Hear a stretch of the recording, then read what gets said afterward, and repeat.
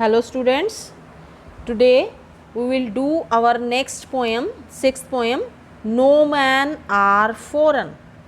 Firstly, I am telling you the theme of the poem. The poem No Man Are Foreign is about all human beings. The poet tells us that all human beings on earth are brothers and are the same.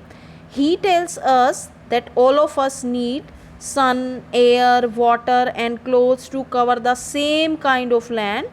All are fed by the harvest, and after death, all are buried in the same land. We do the same work. All of us on the earth sleep and wake up.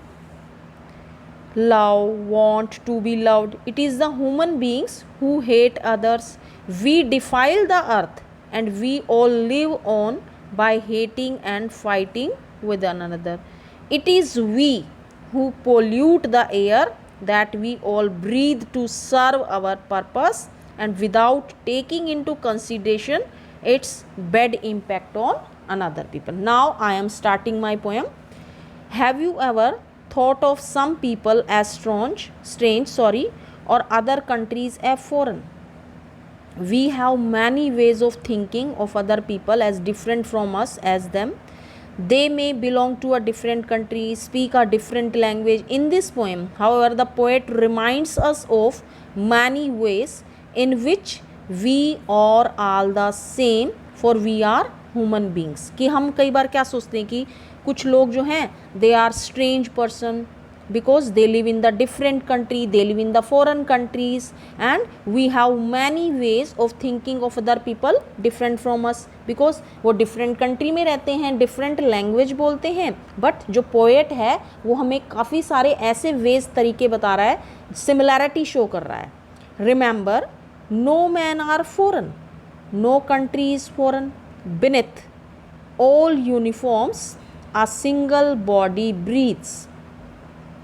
Like ours, the land our brothers walk upon is earth like this, in which we all shall lie. Uniforms का मतलब same. Uniforms means same. जैसे कि आपको मैंने बताया कि जो all human beings हैं वो same है, कि इस अर्थ के अंदर हम सब क्या हैं? We all are brothers and are the same, and all of us need sun, air, water and clothes to cover the same kind of land. Now poet says nobody is different and peculiar होता है strange. No man are foreign है ना, कि nobody is different and peculiar. No country is foreign and no country is foreign. A single body breathes beneath all uniforms, कि हर इंसान जो है अपने आप को जीवित रखने के लिए सांस ले रहा है. Moreover, the land is the same everywhere, और हर जगह जो है वो land भी same है. In the first stanza, the poet says that there is no difference between the body of a citizen of one country and the citizen of another country. We have same kind of body.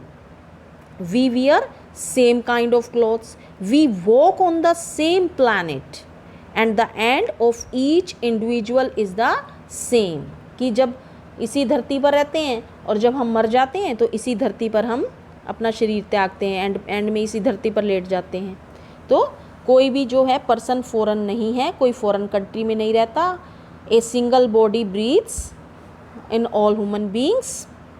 Second stanza, they too aware of sun, air and water, और are fed by peaceful harvest, by wars long winter starved, their hands are ours, and in their lines we read a labor not different from our own.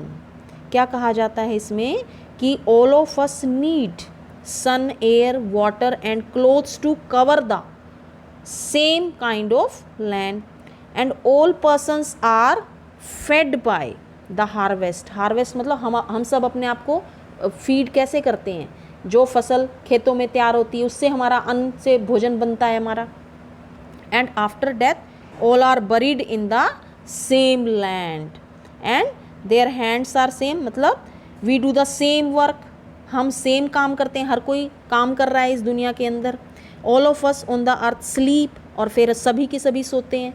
All of us wake up, love and want to be loved, प्यार करते हैं और चाहते भी प्यार हैं।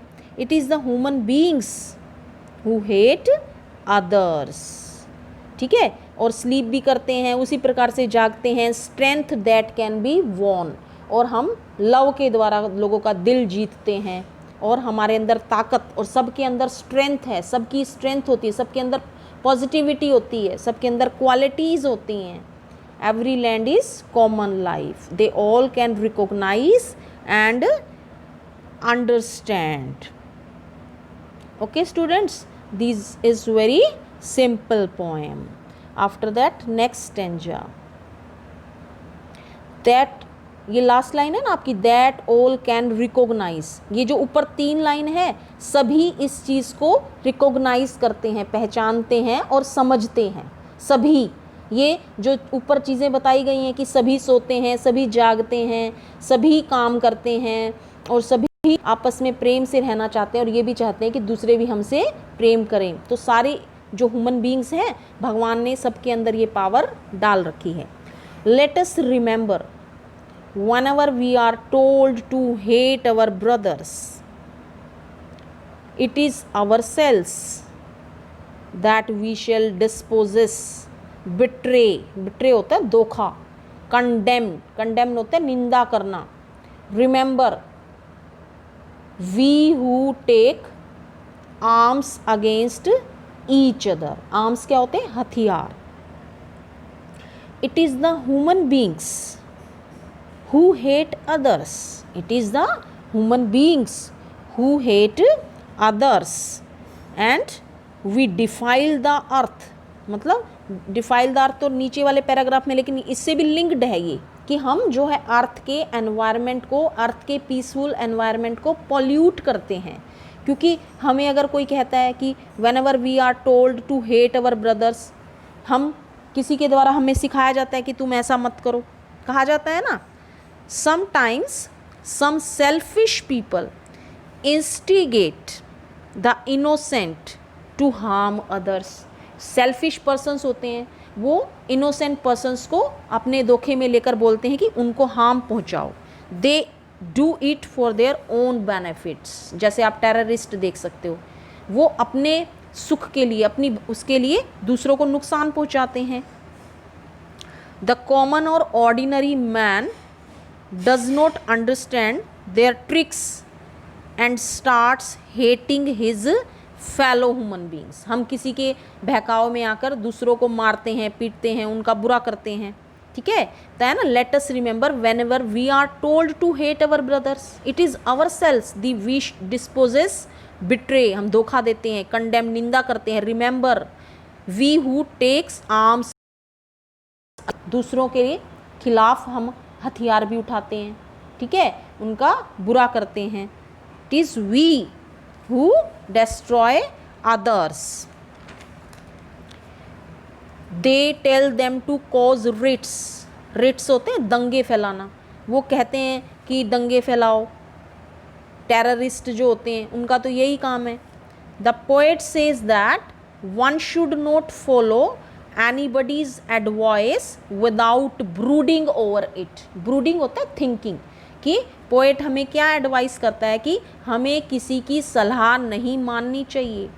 सबसे पहले कोई अगर हमें एडवाइस देता है तो हमें उस पर पूरी तरह से विचार करना चाहिए कि क्या वो एडवाइस हमारे लिए बेनिफिशियल है या नहीं है। ऐसे ही अगर हमें कोई कह दे कि आप उसके साथ धोखा करो, उसको मारो पीटो, तो किसी के बहकावे में नहीं आना।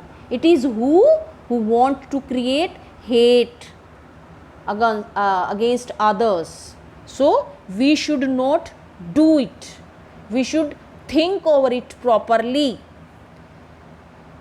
It is human earth that we defile, it is human worth, defile होता है pollute करना, our health of fire and dust outrage the innocence of air that is everywhere our own.